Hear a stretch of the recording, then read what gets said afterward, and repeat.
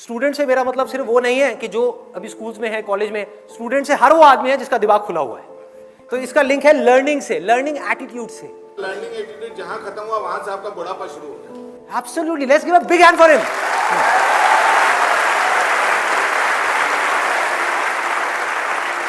सीखते रहना है।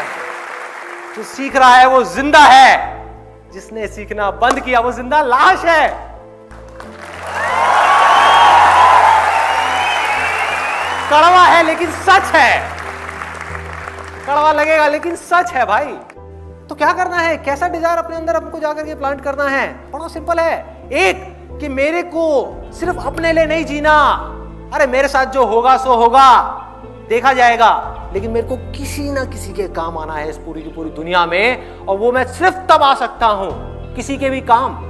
फिर चाहे वो कोई इंसान हो, यहां पर जो लोग बैठे हैं उनके आप काम आना चाहते हो, या भगवान।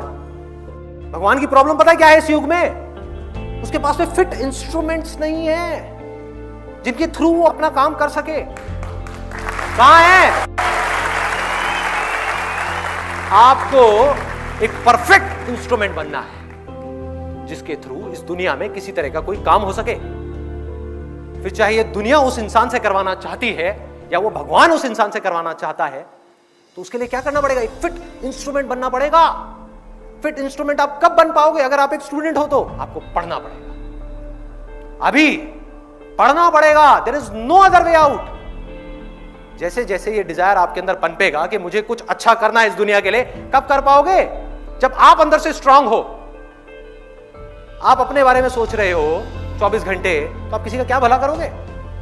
आप उसकी आंख में झांक करके देखोगे और अपने फायदे के बारे में सोचोगे, क्या भला करोगे किसी का? नहीं कर सकते। वो सिर्फ तब कर सकते हो जब पूरी तरह से डिजायर आपके ऊपर हावी हो जाए। कह रहे मर जाऊंगा, कट जाऊंगा, इस दुनिया के अंदर अंधेरा है ना, खुद को जला दूंगा, तपा दूंगा, लेकिन रोशनी कर जाऊंगा।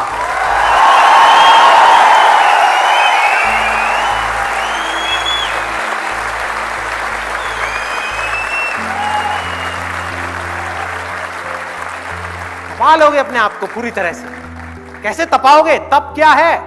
तब वो है कोई ऐसा काम करना जो इस समय इस दुनिया में ह्यूमैनिटी के लिए, इस पूरी दुनिया के लिए करना जरूरी है, चाहे उसमें आपको खुद को कितना भी दर्द हो रहा है। अगर आप वो कर रहे हो तो वो तप है। नहीं तो अगर अपने सेल्फिश इंटरेस्ट के लिए, अपनी पावर्स एक्वायर करने के लिए या कुछ भी करने के लिए आप मेडिटेशन में बैठे हो कई सालों तक, वो तप नहीं है, वो ढोंग है। वो ढोंग है, वो तप नहीं है। तपाना होगा अपनी बॉडी को, अपने माइंड को तपाना होगा, अपने ध्यान को ऐसी जगह से हटाना होगा जो ध्यान आपका खींच रहे हैं। वो सब कैसे होगा? सिर्फ एक छोटे से बीज से।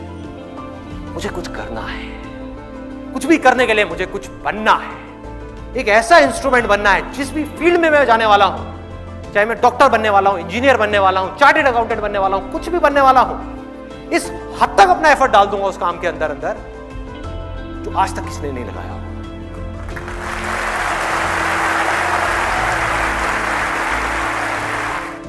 मैं अब क्या करने वाला हूं, एक छोटा सा ऑडियो प्ले करूंगा यहां पे डॉक्टर एपीजे अब्दुल कलाम का। आप में से कितने लोगों ने, उनकी एक ऑटोबायोग्राफी है यूट्यूब के ऊपर जो गुलजार ने बोली है, गुलजार साहब ने, कितने लोगों ने सुनी है? किसी ने नहीं। देखो क्या हो रहा है। हनी सिंह के गाने कितने लोगों ने सुने हैं?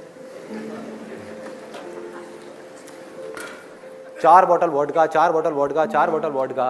उसमें सनी लियोन दिख रही है डांस करती हुई। माइंड हमारा वर्ड्स में सोचता नहीं है, पिक्चर्स में सोचता है। तो जैसे ही वो गाना चलेगा माइंड के अंदर सनी लियोन आएगी। सनी लियोन आएगी, आप नेट में जाकर के सनी लियोन सर्च करोगे, हो गया टाइम पास। क्या होगा? बोलते रहेंगे आपके पेरेंट्स, बेटा ये मत कर, वो मत कर। नहीं मम्मा कुछ नहीं कर रहा, मैं तो पढ़ाई कर रहा हूं। कौन सी पढ़ाई होगी? क्यों करोगे पढ़ाई? कोई वजह ही नहीं है पढ़ाई करने की। If you need a reason to do something extraordinary, you need a purpose. जीने की कोई वजह चाहिए, कोई इंस्पिरेशन चाहिए। Doctor APJ Abdul Kalam students के लिए, उनसे बड़ी इंस्पिरेशन इस पूरी दुनिया में कोई नहीं है। स्टूडेंट्स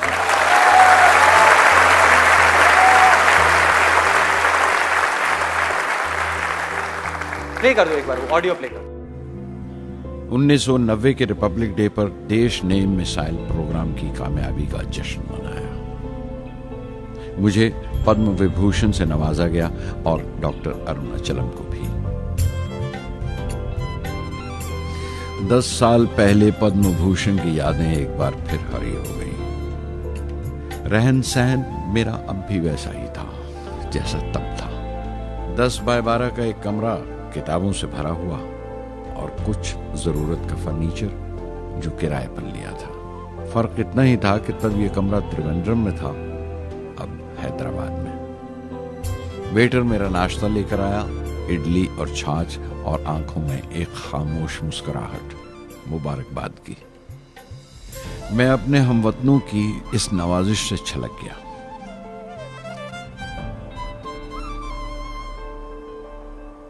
मैं जानता हूं कि बहुत से साइंसदान और इंजीनियर मौका मिलते ही वतन छोड़ जाते हैं, दूसरे मुल्कों में चले जाते हैं ज्यादा रुपया कमाने के लिए, ज्यादा आमदनी के लिए। लेकिन ये आदर, मोहब्बत और इज्जत क्या कमा सकते हैं जो उन्हें अपने वतन से मिलती है। 15 अक्टूबर 1991 में 60 साल का हो गया। मुझे अपने रिटायरमेंट का इंतजार था। चाहता था कि गरीब बच्चों के लिए एक स्कूल खोलूं। ये वो दिन थे जब मैंने सोचा कि अपनी जिंदगी के तजुर्बे, मुशाहिदे और वो तमाम बातें कलमबंद करूं जो दूसरों के काम आ सके।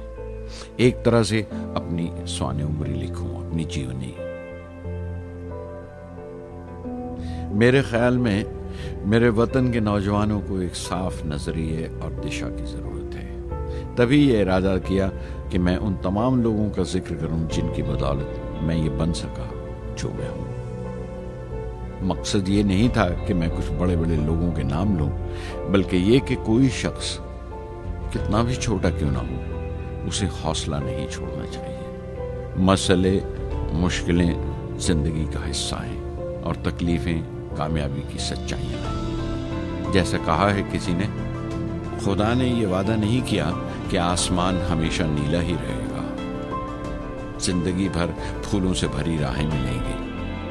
खुदा ने यह वादा नहीं किया कि सूरज है तो बादल नहीं होंगे, खुशी है तो गम नहीं, सुकून है तो दर्द नहीं होगा। मुझे ऐसा कोई गुरूर नहीं कि मेरी जिंदगी सबके लिए एक मिसाल बनेगी, मगर यह हो सकता है कि कोई मायूस बच्चा किसी गुमनाम सी जगह पर जो समाज के किसी माजूर हिस्से से ताल्लुक रखता हो, ये पढ़े और उसे चैन मिले। ये पढ़े और उसकी उम्मीद रोशन हो जाए। हो सकता है ये कुछ बच्चों को नाउमीदी से बाहर ले आए और जिसे वो मजबूरी समझते हैं वो मजबूरी न लगे। उन्हें यकीन रहे कि वो जहां भी हैं खुदा उनके साथ है। काश हर हिंदुस्तानी के दिल में जलती हुई लौ को पर लग जाए और उस लौ की परवाज से सारा आसमान रोशन हो जाए।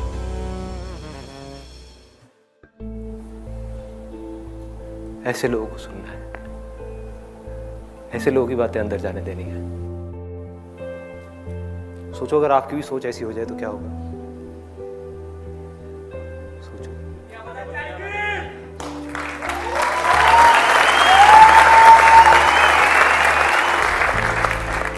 दुनिया बाद में बदलेगी, पहले आपकी जिंदगी बदलेगी। सबसे पहले दुनिया को आप तब तक नहीं बदल सकते जब तक खुद को नहीं बदलोगे। एक बार अंदर ये पनप गया ना, मुझे भी कुछ ऐसा करना है यार, कुछ तो करना है, हौसला बनना है दुनिया के लिए। कुछ लोग ही मेरे को देख करके इंस्पायर हो, कुछ करना है। ऐसी थोड़ी आया और चला गया, क्या है, कुछ करना है। ऐसे लोगों को सुनना है, ऐसे लोगों की ऑटोबायोग्राफीज को सुनना है। क्या नहीं कर सकते आप? क्या फर्क है उनमें, डॉक्टर कलाम में, मुझ में, या ऐसे और पता नहीं कितने आए और कितने गए और कितने और आने वाले हैं? क्या फर्क है? एक झूठ है जो जाकर के आपके दिमाग में किसी ने घुसा दिया है कि फर्क है, फर्क है, फर्क है, उनके अंदर कुछ स्पेशल है, उनके अंदर कुछ स्पेशल है। अरे किसी के अंदर कोई स्पेशल नहीं है, कुछ नहीं है। जिसका डिजायर जितना बड़ा है उसकी सक्सेस उतनी ही बड़ी है।